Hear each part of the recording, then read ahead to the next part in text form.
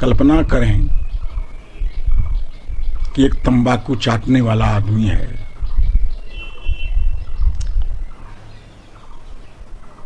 और वह तंबाकू की हजारों एकड़ जमीन में खेती होती है, लाखों लोग श्रमदान करते हैं। उस हजारों एकड़ जमीन की उपज तंबाकू को रगड़ करके मुंह में लेना और कुछ देर के बाद थू थू करके बाहर फेंक देना।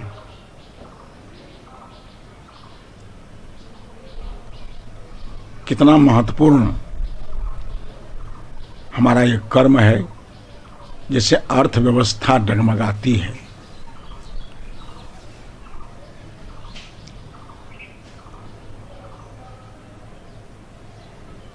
साथ ही हम अपने स्वार्थ के लिए, वैयक्तिक स्वार्थ के लिए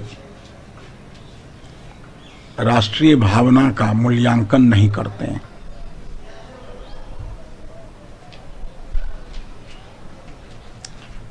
हमें सर्वदा यह ध्यान रखना चाहिए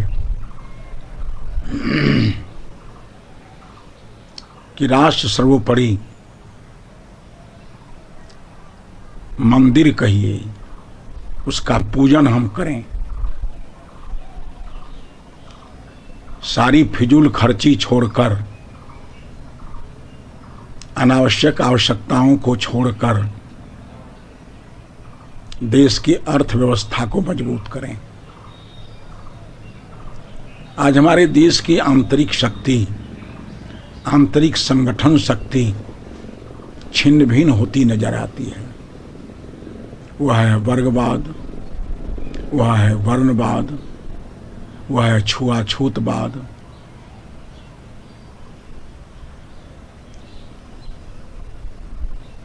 संगठन शक्ति वहां नहीं रह सकती है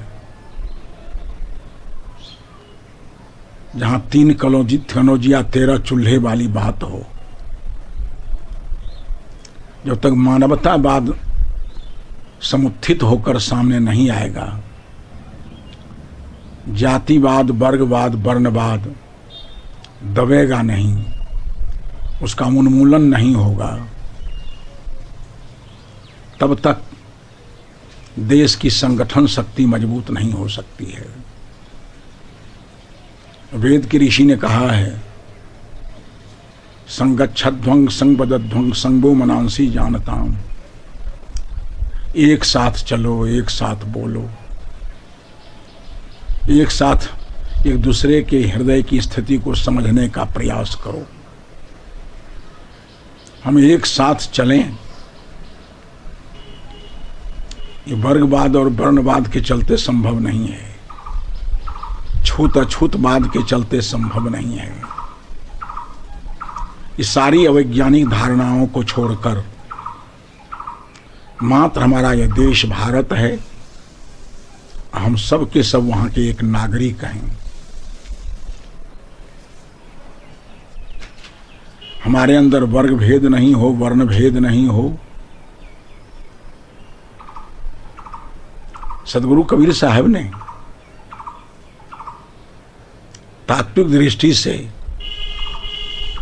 इसको प्रतिपादित करने का प्रयास किया कि एक ही त्वचा हाड़ मलमूत्रा, एक रुधिर एक गूदा, एक बूंद से सृष्टि रची है को ब्राह्मण को शूद्रा। मानव मात्र समान है, न कोई ऊंच न कोई नीच। इस मानवतावाद को पल्लवित पुष्पित करके, संवर्धित करके देश की संगठन शक्ति को हम कायम कर सकते हैं। देश में बौद्धिक शक्ति हो, शैक्षणिक शक्ति हो, इसके लिए प्रत्येक माता पिता को यह ध्यान देना चाहिए, जिन बच्चे बच्चियों को हमने जन्म दिया है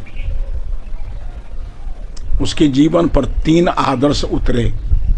वह स्वस्थ हो, सबल हो, शिक्षित हो और चरित्रवान हो। सभी बच्चे स्वस्थ रहेंगे, सभी बच्चे शिक्षित होंगे और सभी के सभी चरित्रवान होंगे। ये हमारे आदर्श राष्ट्र का रूप होगा। अर्थव्यवस्था और सामाजिक व्यवस्था, साथ साथ मैंने कहा शैक्षणिक व्यवस्था। शिक्षा के बिना आदमी अपने कर्तव्य कर्म को नहीं समझता है। राष्ट्र के प्रति हमारा क्या नैतिक दायित्व है, इसको हम नहीं समझते हैं। राष्ट्र हित की अवहेलना करके हम वैयक्तिक स्वार्थ में लिपटे रहते हैं। इसलिए सामाजिक व्यवस्था भी हमारी मजबूत होनी चाहिए, संगठन शक्ति सुदृढ़ होनी चाहिए, बौद्धिक शक्ति सुदृढ़ होनी चाहिए। साथ साथ जिसके चलते इस देश की दुनिया के देशों में मान्यता रही है। महर्षि मनु ने कहा कि एतद् देश प्रसूतस्य सकाशादग्रजनमनः स्वं स्वं चरित्रं प्रथम शिक्षेरन पृथिव्याम सर्वमानवाः। पृथ्वी तल के समस्त मानव यहाँ के बुद्धिमत्ताओं से, यहाँ के दार्शनिकों से, यहाँ के आध्यात्मिक गुरुओं से अपना अपना चरित्र संबंधी शिक्षा ग्रहण करें। मनुक्त सिद्धांत को देखकर सुनकर समझ में आता है भारतवर्ष एक दिन जगतगुरु देश के मंच पर प्रतिष्ठित होकर दुनिया का मार्गदर्शन करता था। आज कितना दुर्भाग्य का विषय है, जो जगतगुरु देश था वो जगत शिष्यत्व की योग्यता में पिछड़ता जा रहा है। क्यों होता जा रहा है, उन कारणों पर हम लोगों को ध्यान देना चाहिए। स्वार्थ के कारण, अहंकार के कारण, विषय भोग लिप्सा के कारण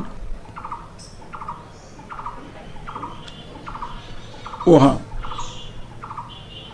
अस्तित्व हमारा नीचे गिरते जा रहा है। आर्थिक दृष्टि से नहीं, बौद्धिक दृष्टि से नहीं, बल्कि चारित्रिक स्थिति से, दृष्टि से भारत जगतगुरु देश था। आज हमारे देश का चारित्रिक धरातल ठीक नहीं है। चारों तरफ अनाचार, कदाचार, व्यभिचार, भ्रष्टाचार, बलात्कार आदि आदि अमानवीय कुकृत्य भारत की धरती पर देखे जाते हैं। तार हमारा चारित्रिक बल भी दुरुस्त नहीं है। जिस चरित्र बल के कारण दुनिया में हम संपूजित हुए, दुनिया के लोग हमारे सामने सिर झुकाया। जब चीन, जापान, लंका आदि को आध्यात्मिक प्रगति की आकांक्षा जगी, तो उसमें भारतवर्ष के गगन में भगवान बुद्ध के अध्यात्म ध्वज फहर रहा था। एक साथ ही सारे देश के लोगों ने महात्मा बुद्ध के चरणों में अपना सिर झुकाया, शिष्यत्व स्वीकार किया। हमारे देश का चारित्रिक स्तर समुत्थित हो, यहाँ सत्य हो, करुणा हो, पारस्परिक प्रेम हो, संयमशीलता हो। जो पंच महाव्रत कहा गया है, सत्य, अहिंसा, आस्ते, ब्रह्मचर्य, अपरिग्रह, इसी को प्रकारांतर से हम लोग चरित्र कहते हैं।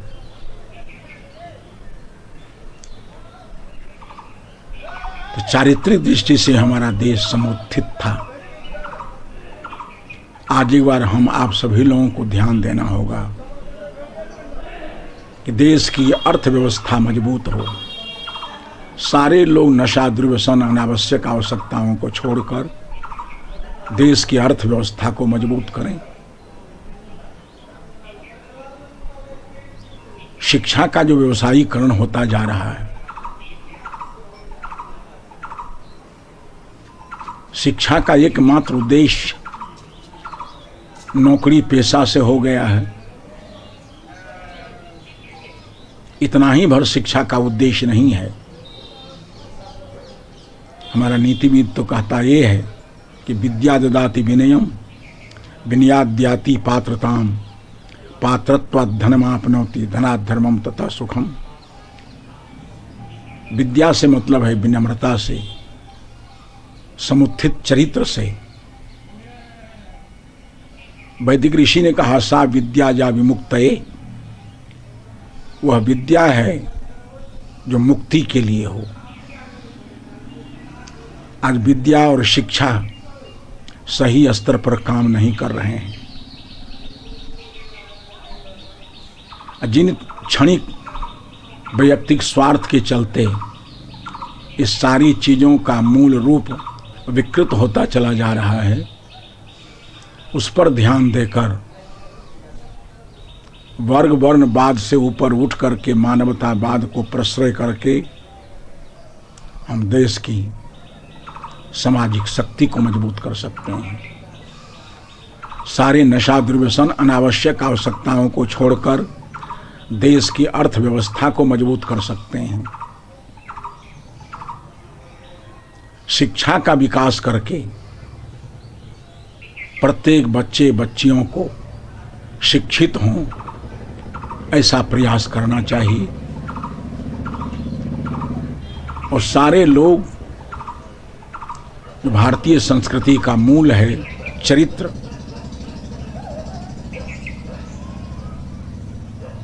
उस चरित्र पर ध्यान दें। ये राष्ट्रीय भावना ये नहीं है कि तिरंगा फहरा करके हम काम चला लें। 15 अगस्त हो, 26 जनवरी हो, जिस दिन हम राष्ट्रीय ध्वजोत्तोलन करते हैं, उसी ध्वजोत्तोलन के अंदर नीचे खड़े होकर हम लोगों को संकल्प लेना चाहिए कि भारत हमारा देश है, हम सब भारत के नागरिक हैं।